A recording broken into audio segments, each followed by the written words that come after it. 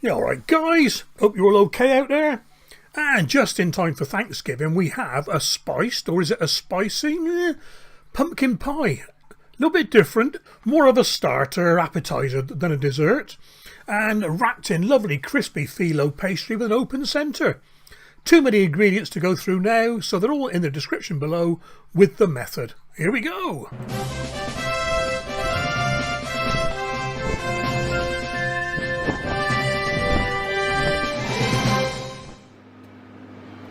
Here we go then with my upper arm workout for the day. Carving a pumpkin. Nah, it wasn't too bad actually.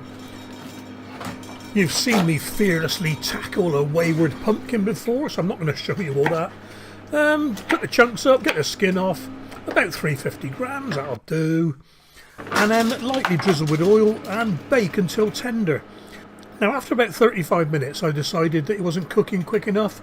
So I just chopped the chunks a little bit smaller and it was done in another 10 minutes. So what's that, 45 minutes overall? Meanwhile, get on with the rest of it. Okay, pan on the heat, and when it's up to temperature, that'll do. In with the pine nuts, or walnuts if you're using walnuts. And all we're trying to do is get them to take on a little bit of colour. You'll know it's right when the smell coming off is pine nutty. Can't describe it any other way, guys, you know. Give them a stir around, stop them burning, and when you're ready, set them aside. And get the same pan back on the heat, in with the butter, in with the finely chopped onions, and just sweat them down a bit. Get them translucent and just take on a little bit of colour and set those aside as well.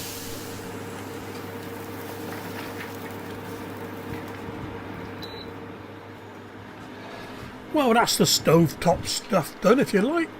In with the cheeses, 200 grams. I wonder why my recipe calls for 200 grams of feta cheese. Crumble it all in there.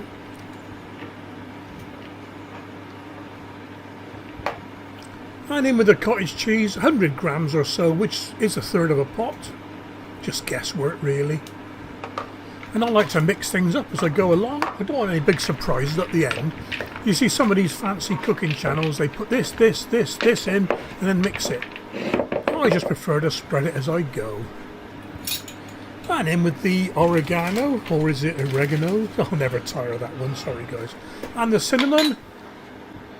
And freshly grated nutmeg. Just guessing really, quarter to half a teaspoon maybe.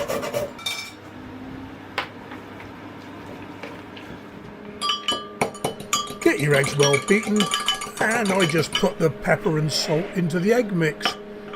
No particular reason, it was just the closest to hand.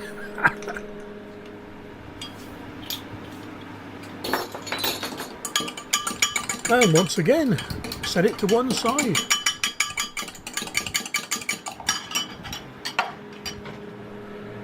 And the pumpkin's ready. Like I said, I have to cut these into smaller chunks just to get them cooking a little bit faster. Lesson learned for next time. Give it a quick squidging down with a potato masher. Not a puree, we want some lumps left. Give it a bit of texture, you know, something to bite into in the pie. And then set it aside to cool for a bit. If we put it in now, we risk cooking the eggs, and we don't want that. Here we are then, quarter of an hour later. Mix it all together.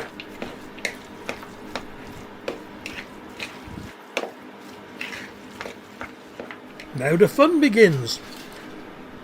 On your baking tray, your lined baking tray, just lay down a few sheets of Filo pastry and then brush each one with melted butter. You can do 1 or 2 sheets at a time. I looked at my little stack there and I decided to do 1 because there weren't that many in the packet really. So give it a good coating. Next sheet. Stagger the sheets so they're slightly askew like that, and then brush again. And then repeat until they're all used up.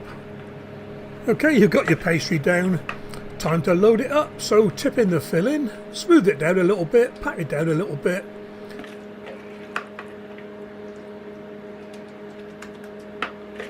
And once your filling's flat, start folding the leaves over the top of it. More butter, fold the leaves over, more butter. The more you put on, the crispier it will be. A little bit rustic, fold them back a bit, nice and crispy. A final painting of butter, then on with the Nigella seeds. I keep sowing these, I can't grow a Nigella. The old ones are the best. A little bit of crunch to the top, and then in the oven 30 to 45 minutes, 170 Celsius. And it should come out nice and crispy, with the centre just set. That looks good. A little drizzle of runny honey on top, and let it cool down. And I'll hand you back to Diggy in the studio. Right, that's cooled down a bit. Taste test, here we go, best part of my cooking.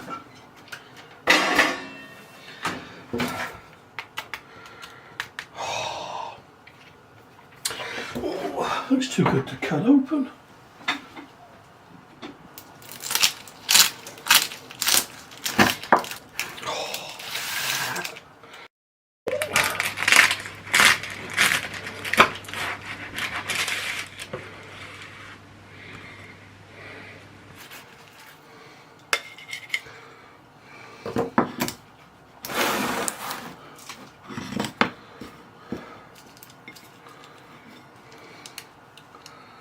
Look at that, lush. Ooh, oh, sticky, sticky, sticky.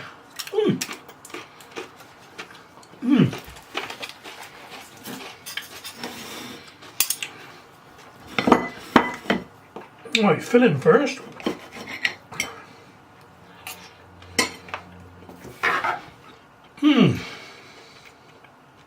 That's good. Oh, I like that.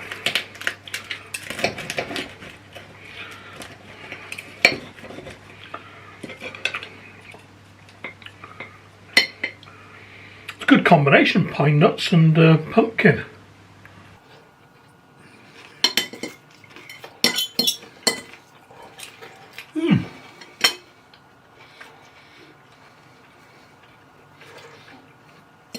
Yeah, and the feta cheese sets it off as well. I don't think I'd do anything different to that recipe, you know, I like that. Yeah, so it's a spicy, oh, a bit of chilli there, a bit of chilli. It's a spicy pumpkin recipe, it's not your classic sweet pudding type one, you know.